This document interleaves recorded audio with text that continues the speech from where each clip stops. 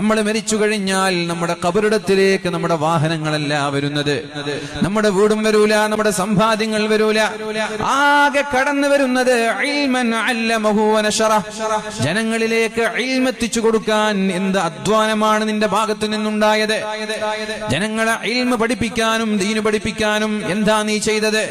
അത് മാത്രമേ നീ മരിച്ചാൽ നിന്റെ ഖബറിടത്തിലേക്ക് കടന്നു വരുള്ളൂ എന്ന് പരിശുദ്ധ റസൂലുള്ളാഹ്.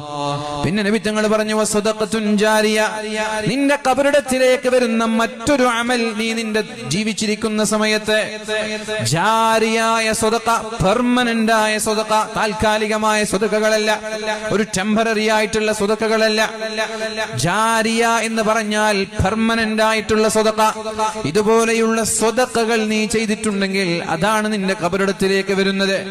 മൂന്നാമതായി നിന്റെ ഖബറിടത്തിലേക്ക് വരുന്നത് സ്വാലിഹീങ്ങളായ ദുആ ചെയ്യുന്ന മക്കളാണ്.